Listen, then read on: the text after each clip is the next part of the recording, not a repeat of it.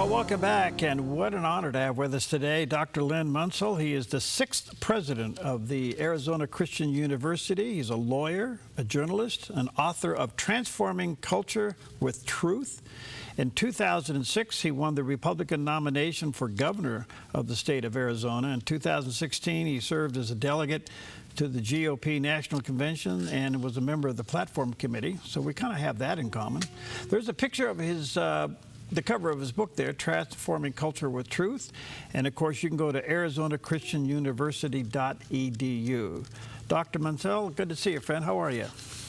I'm doing well, Perry. Good to see you again. Thank you for your time. We honor it greatly. Wow, a lot going on. All right.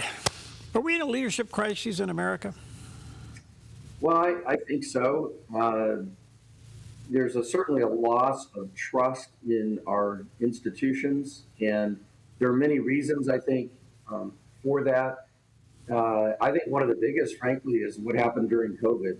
I think that was a unique moment in American history, and certainly in my lifetime, the greatest leadership failure that I've seen, where there was an overreaction that had a significant economic and political effect and spiritual effect, I think, on people with the isolation that occurred, especially on young people. And so we've lost trust in our institutions and in our leaders.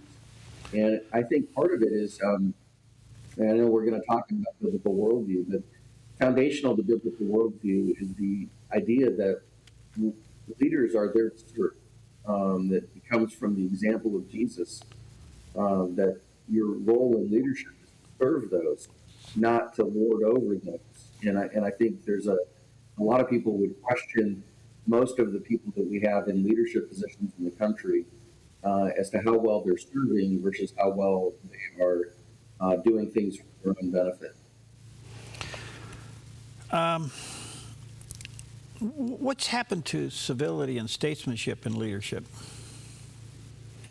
I think, this has been happening, I think, for decades, Perry, that there has been a decline in, frankly, the success of, if you speak just specifically about politics, the success of candidates who've taken a more civil approach. And people always bemoan negative advertising, people mudslinging, and the reason that every campaign has evolved into that is because it works.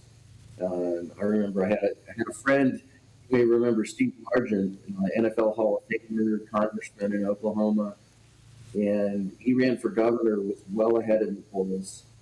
Governor of Oklahoma was well ahead in all of the polls, but he had made a commitment and a vow that he was not going to say anything negative about his opponent. And he ended up losing that race and really shouldn't have. And so the reality is that, people say they don't like the negative campaigning, they're listening to the messaging that they receive. And of course, that encourages people who seek political office to continue to move in that direction and to continue to be more and less talk about their vision for the state and for the country and talk much more about the deficiencies of their opponent. And so because that's been so successful, that's what we get. So often, the school teacher doesn't make a good principal. You know, there's definitely a Peter principle. No, I don't mean that in your profession, but at the point being is that sometimes we advance people in the leadership, and that's not their calling, that's not their training, that's not their gifting. You know. Very true. So, the other part of it is, America's been demoralized. What role does morality play in leadership? Well, it's significant. I mean, if you look certainly at Scripture, we know from Proverbs that when the righteous are in authority, the people rejoice. And when a wicked man rules, the people groan. And so what we see there is that it benefits everyone when you have people who are actually seeking to do good on behalf of the people that they lead. And if you pull that away, it's very damaging to the citizens of the country. And so and the larger issue here is the decline in biblical worldview in America. And so you have fewer and fewer people that actually would align with the idea that the purpose of leadership is to serve the community. And so you hear a lot of lip service given to public service, but in reality, it seems like that's less and less of a commitment that people that are either seeking political office or leadership positions in other ways are concerned about. But that's going to continue to happen as we have the real issue that we've got to reverse is what George Barna, who's with us at Arizona Christian University, has been measuring a decline in biblical worldview in America. The fewer, with each generation, fewer and fewer people committed to seeking to live, think, and then to live according to the commands of Scripture. And when you take that, it's been a foundation of Western civilization. It's been a foundation of our country. And when you pull that away, as it talks about in Colossians, in Him all things hold together. When you remove the foundation of Jesus and scriptural truth that unites people together, things tend to fall apart. And I think that's a lot of what we're seeing in our culture today. If we're dealing with 4% or less of a biblical worldview in America, who's in the bullpen of future leaders? Yeah, and that's the real challenge, isn't it? Because we've seen a decline nationally from 12% 30 years ago to 6%, down to 4%. So a two-thirds decline in the number of Americans with a biblical worldview. But Perry, it's worse than that generationally, because what we see is that among baby boomers and Gen X, it's about 7%. But when you get to millennials, it's down to 2%, 1 in 50 who have a biblical worldview. And then when you get to Gen Z, it's 1 in 100. Only 1% of Gen Z have a biblical worldview. So it's not just declining nationally over decades, it's declining by each generation. And so that's what we're working on at ACU, is trying to reverse that and to create a culture of measuring. How are we doing? How are people thinking and living? Can we encourage people to think and live biblically in a way that they will live a flourishing life? And so a lot of what we've seen, we've done measurement since the assassination of Charlie Kirk. There's been a lot of discussion about, is there a Gen Z revival happening yet? And I know you looked at our latest, which shows that there's not overwhelming evidence of significant change, but there are some practices that are starting to increase in terms of reading the Bible and talking about the importance of faith commitment. Those numbers are ticking upward, but they're not changing the overarching number of Gen Z who have a biblical worldview. It's remaining at about 1%.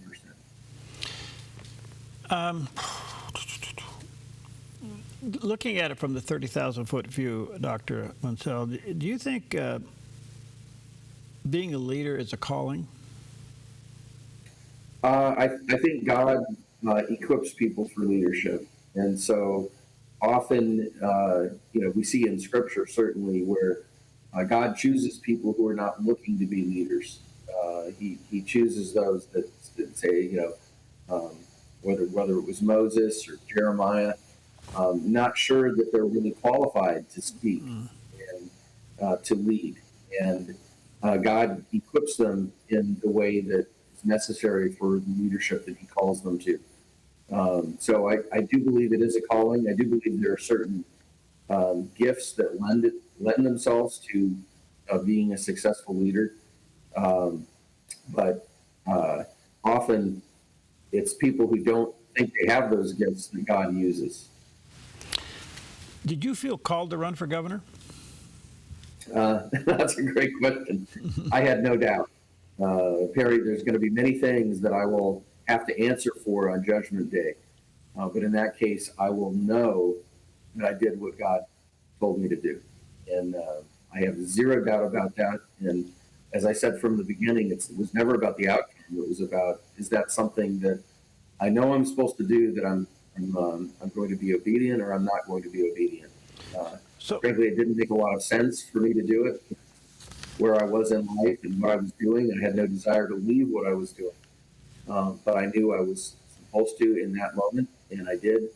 And I feel like there have been many blessings that have come from it, even though I won the primary, which was a big upset, but I did not win the general election. And in fact, the 2006, 20 years ago now, Barry, the year that God called me to run in that race, is the only election in American history where no Republican challenger defeated the Democrat incumbent, not just for governor, but for Senate or for even Congress. Not a single seat flipped that year. That was the year I was to run. So it was like I said, winning the primary against Barry Goldwater in Arizona. That was a big upset. And of course, when that happened, you're thinking, well, God told me to do this. So of course, even though the political world is shocked that I won, he's doing something. But then losing the general election was a very different feeling. But yeah, I knew from the beginning this is a step of obedience, and the outcome is always in God's hands. so looking back on it now, what's the takeaway? I mean, God doesn't waste anything. So No, what was your takeaway from that? well, so many things that God did through that. Some of them personal, some of them in family relationships, but really a generation of young people. There are many people sitting in high political office in Arizona today who got their start on that campaign and were inspired to get involved in government. I would say also that through the name recognition and visibility, when I was asked to step in as the interim president of Little Small Bible College 15 years ago, God used the connections I'd made, the visibility that I had, the name recognition that I had, in ways that helped this university grow and move forward to where it is today. And so there are many ways that I can see how God used that circumstance in a political defeat for his purposes. But I won't understand, frankly, until we get to the other side, and probably then I won't really care much. But No, we'd be surprised how much we have in common with all that stuff. All right, let me take a break. Go to ArizonaChristian.edu. That is the website for the university. Check out Dr. Munsil's book. It's called Transforming Culture with Truth. There's a picture of the cover of the book on the screen there. We'll take a quick break. We'll be right back.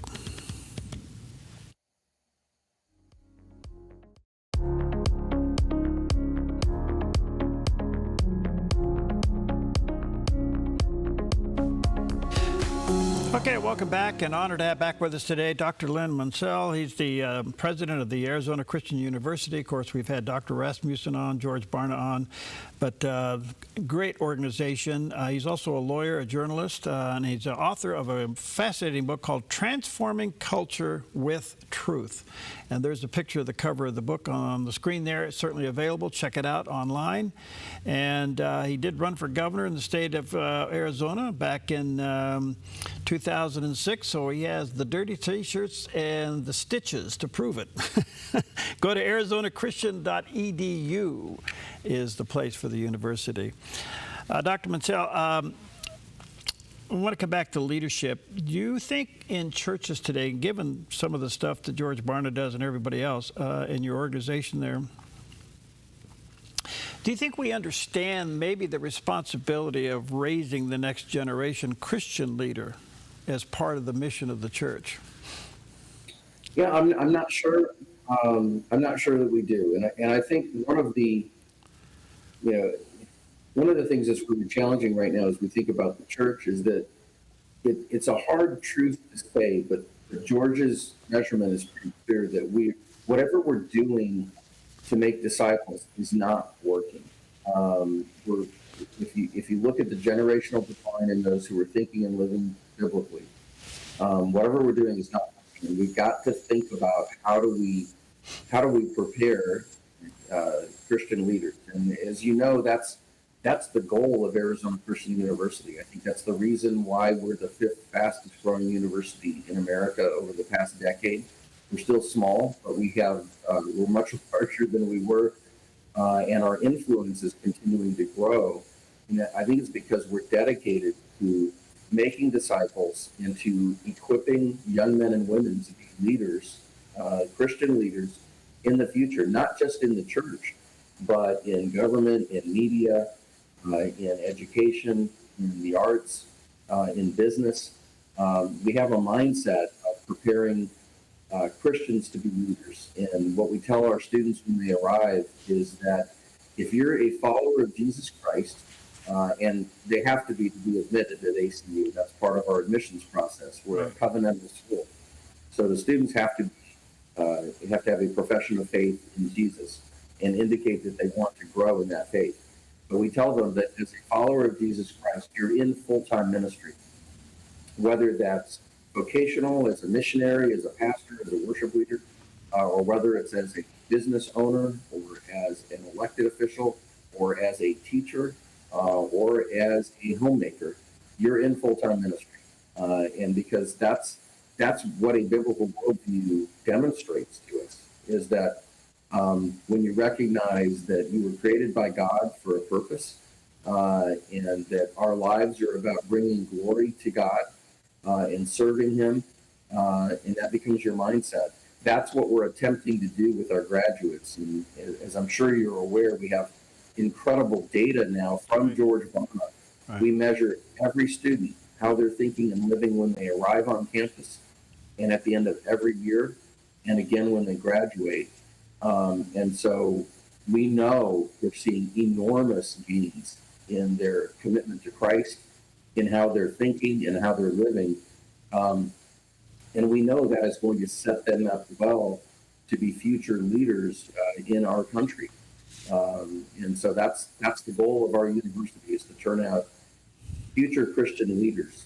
And what we're seeing is that our graduates are actually 3 times as likely to be thinking and living biblically as the typical Bible-believing, born-again, adult Christian church leader in America. So we're seeding the church with mature 21, 22, 23-year-olds who are going to be leaders in the future. Yeah, your numbers are amazing. Dr. Rasmussen was sharing how you guys are self-examining, I guess, your outcomes, and it's been pretty remarkable.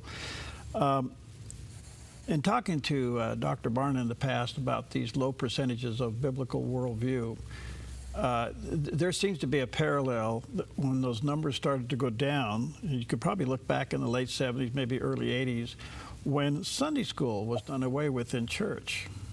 We just went to services. Do you think that's a contributing factor? Because young people are not getting the fundamentals of their catechism, so to speak. Yeah, absolutely I do. Because, that one of the things I think that has enabled us to be effective at ACU in moving young people's biblical worldview is just the amount of time that we're able to engage with them. Not only do they have their 15 hours of classes every week, they have 2 hours of chapel, and then all of our athletic programs, all of our extracurricular activities, in addition to that, are built with the concept of discipleship, or built with the concept of growing them spiritually. And when you look at the way that we do church today, it's very difficult, especially given the digital generation, cell phones that are constant, the TikTok videos, the social media. You have our kids are getting dozens of hours every week of bad messaging from the world, and it's only counteracted even if you're going to church, it's counteracted by a 30-minute message that they may or may not be paying attention to once a week, and maybe another 20-minute message in youth group. How do you compete with dozens of hours weekly of bad messaging from social media, from movies, from music, with just a half hour to an hour of some sort of Bible teaching?